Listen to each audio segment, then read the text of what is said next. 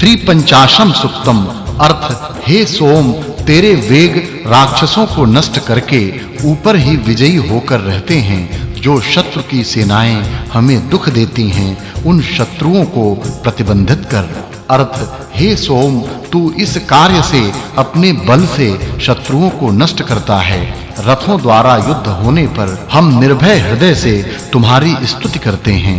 तू इस प्रकार अपने बल से शत्रु को नष्ट करता है तथा निर्भय हृदय से हम ईश्वर की स्तुति करते हैं।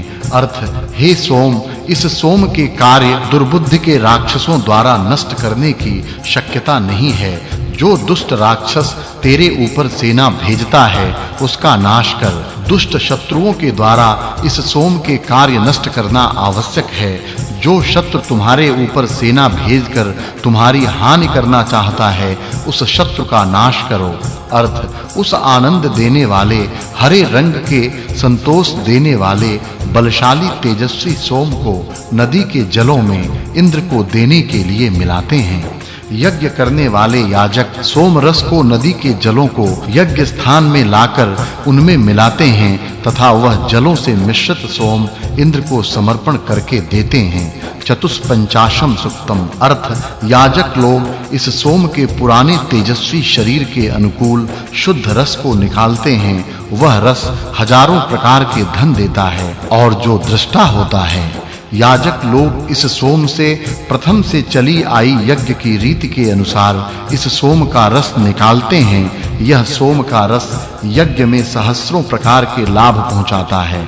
अर्थ यह सोम सूर्य की भांति सबको देखने वाला है। यह सोम जल पात्रों के प्रति दौड़ता है तथा यह सोम द्युलोक में देवों के पास जाने के लिए 7 नदियों के जलों में मिलकर रहता है। यह सोम तेज से चमकता है। यह जलों से मिलकर रहता है। यह सोम 7 नदियों के जलों में मिलकर देवों के पास जाने के लिए तैयार रहता है। नदियों के जल के साथ मिलता है। अर्थ छाना जाकर यह सोम सब भुवनों के ऊपर सूर्य देव की भांति रहता है। यज्ञ में सोम सबसे अधिक माना गया है, अतः वह सब पदार्थों में प्रमुख कहा गया है, जैसा सूर्य अपनी ग्रहमाला में प्रमुख रहता है।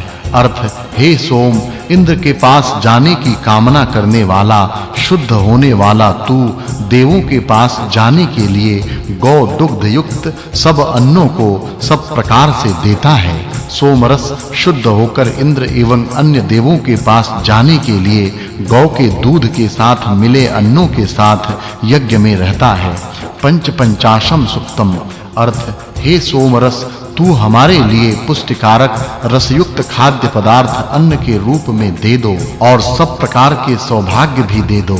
हमें पोषण करने वाला धान्य और सब प्रकार का अन्न एवं सब प्रकार के सौभाग्य दे दो। अर्थ हे सोम अन्न रूप तेरा जैसा यह स्तोत्र है, जैसा तेरा जन्म हुआ है वैसा तू इस यज्ञ में प्रिय स्थान में बैठकर रहो। यज्ञ में सोम महत्वपूर्ण स्थान में रखा जाता है। वह अन्न के रूप से यज्ञ में रहता है तथा यज्ञीय पदार्थों में प्रमुख यज्ञीय पदार्थ होता है।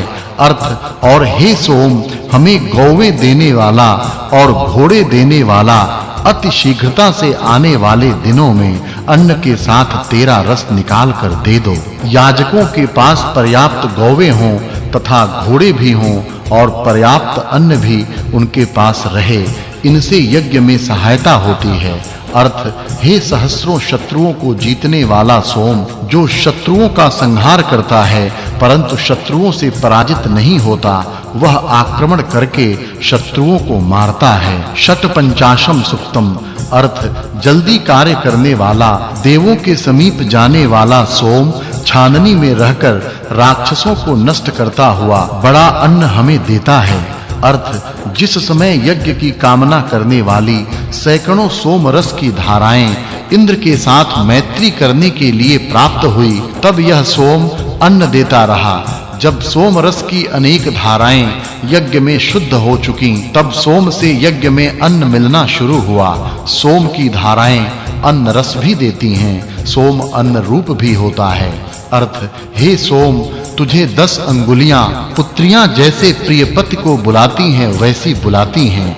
उन 10 अंगुलियों से रस के लाभ के लिए तू शुद्ध किया जाता है। सोम को दोनों हाथों से मिलकर 10 अंगुलियां दबाकर उससे रस निकालती हैं, मानो ये अंगुलियां पति को ही पकड़ती हैं। अर्थ, हे सोम, तू मधुर रस इंद्र के लिए एवं विष्णु के लिए निकालो। स्तुति करने वाले ऋत्विज लोगों को पाप से बचाओ। सप्तपंचाशम सुक्तम। अर्थ, हे सोम, तेरी सतत गिरने वाली धाराएं सहस्त्र प्रकार का अन्न हमें देती हैं, जिस प्रकार द्युलोक से वृष्टियां गिरती हैं तथा अन्न देती हैं। अर्थ, हरे रंग का यह सोम सब प्रिय कार्यों को देखने वाला अपने शस्त्रों को शत्रुओं पर फेंकता हुआ आगे बढ़ता है। यह सोम सब प्रिय स्तोत्रों को सुनता है, सब कार्यों को देखता है, शस्त्रों को शत्रु पर फेंकता है तथा आगे बढ़ता है। वीर लोग सोम रस पीकर शत्रु से श्रेष्ठ प्रकार लड़ते रहते हैं। सोम रस पीने से उत्साह बढ़ता है। अर्थ, उत्तम यज्ञ कार्य करने वाला वह सोम ऋतुजों से शुद्ध होता हुआ निर्भय राजा की भांति शेन पक्षी की भांति उदकों में जाकर बैठता है। सोम यज्ञ कार्य में मुख्य पदार्थ है, इसलिए वह उत्तम व्रत करता है। उत्तम व्रत यज्ञ का व्रत ही है। वह सोम रस उदक में मिलाया जाता है तथा उससे यज्ञ किया जाता है। अर्थ, हे सोम, वह सोम शुद्ध होता हुआ द्युलोक में और पृथ्वी पर रहे सब धन हमें भरपूर मात्रा में दो। अष्टपंचाशम सुक्तम। अर्थ, आनंद देने वाला वह सोम तारण करने वाला पात्रों में जाता है, दौड़कर शीघ्रता से पात्रों में जाता है।